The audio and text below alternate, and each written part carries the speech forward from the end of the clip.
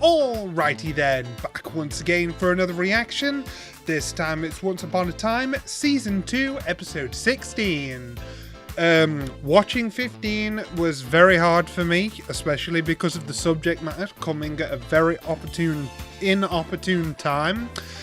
And that might very well have contributed to part of my absence. Like, as soon as the depressive thoughts start, productivity goes way down, and so it's really hampered the start of the year, and that's not really ideal. This added to all the troubles that my mother went through, and then I myself became ill, and, you know, again, things conspiring to stop me, but I won't be defeated. I'm back, I'm here for another episode. The only thing troubling me is an ulcer right underneath my lip that's butting against my teeth, so I'm not as wide-mouthed as I usually am, but I'm still here and ready to react. Yeah, hopefully this episode won't be as upsetting. I know that this show likes its drama, and I love its drama, but come on. Yeah, it was a really low blow. Everything that happened, including near the very end. And gold still needs saving, by the way. And I think I theorized that the trade of one life for another, it might end up being his son that sacrifices himself. That's my theory. I'm thinking that it won't be anybody's decision to use it except the person that wants to be sacrificed. As something tells me that we might be going that way. Like, why would we be bringing importance to the item from Snow's past if it wasn't going to be used to solve this, unless that's what they want me to think, and they're going to take me entirely left field. This show's done that a lot as well, where you think you know where things are going, and then it flips the script on you. So all of this means that I should just get watching. So join me, and that is what we'll do.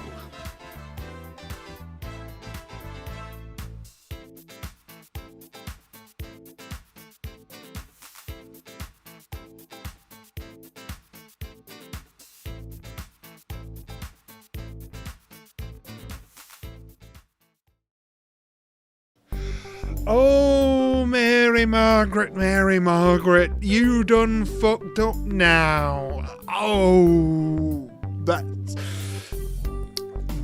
was one heck of a bombshell to end on. Like, she had her second thoughts.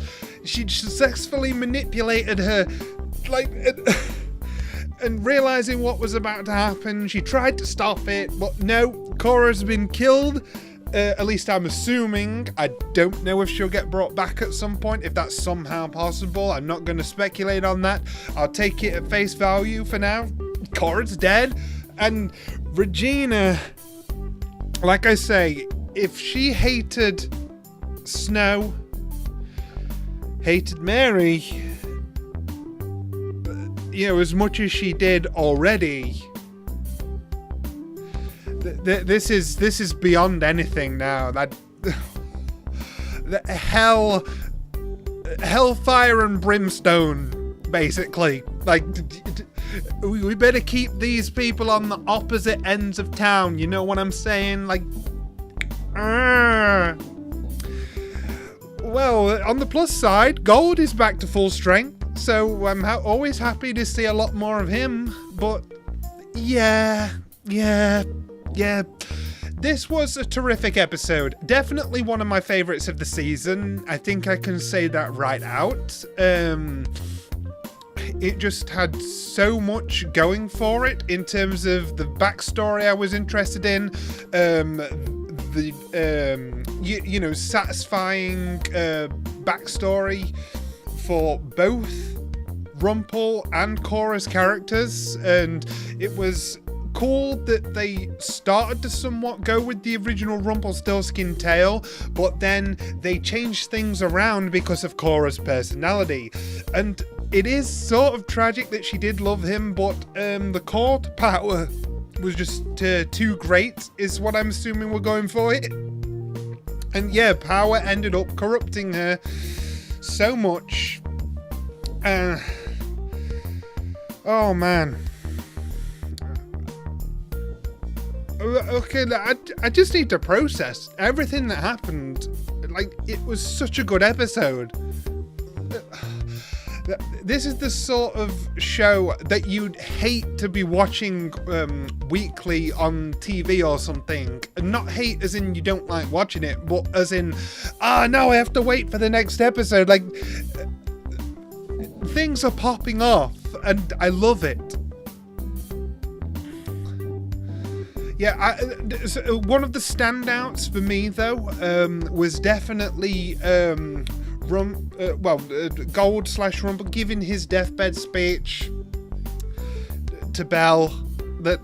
Because even Belle was touched by it, which I was thankful for. She didn't brush him off. She took him seriously that he was dying. Because I know some people might otherwise react like, "Oh, why are you attention seeking now? You're so desperate," and just hang up the phone. Like, because people do that. That's all I'm saying. But no, it was such a sweet scene. Like I say, if it had have carried on for a couple more minutes, a couple of tears probably would have started to roll. But as it stood, I just got a bit fluttery because it was getting to. I like him as a character, and seeing him get to bear his development on show for his son and for Emma was fantastic. Especially because until now, his son didn't even know he had a girlfriend. Like, obviously something changed. Because how else would he have someone, you know? He'd have just pushed her away otherwise. Yeah, I really like that we brought that aspect into it to, like, sort of push his son over the edge into fully believing that he's made changes. You know, as he said, I didn't know you had that in you. Like, I'm glad he got to see that, and he got to hold his hand. Like, it's so nice. It's so nice. But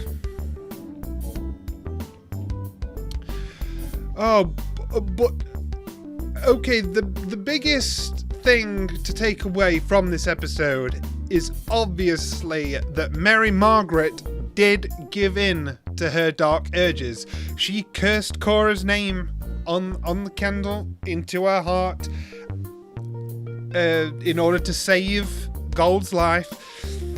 And it goes against everything she stands for, and David tried to tell her this over and over again, and she didn't listen, and she successfully manipulated Regina in the same way her mother's always manipulated her, which is the grand irony here. Let's be clear on that. Only to immediately regret it, and then be too late to stop what had happened. Like, this is what's called consequences of actions. This is cause and effect. Like, this would not be happening if you just didn't do it. But at the same time, if she hadn't have done that, then Gold would have died. So, from where I'm standing, I'm glad that she did it in terms of the show. I'm not happy with her for doing it on a character level, although it's completely understandable why. This has been built up, it's not out of nowhere. She has been getting constantly sick and tired of these villains taunting her and robbing everything from her, and just, you know, she decided enough is enough, and she managed to do it. She got Cora killed just as she said she wanted to. I did not think that would happen. I thought that we'd be dealing with Cora for a long time to come. I thought she was a mainstay. That's just what I thought. Like, you know, based on her portrayals so far, I thought that she was in it for the long haul, just like Gold. But I guess I was wrong. But you did it. You did it, Mary. You did it.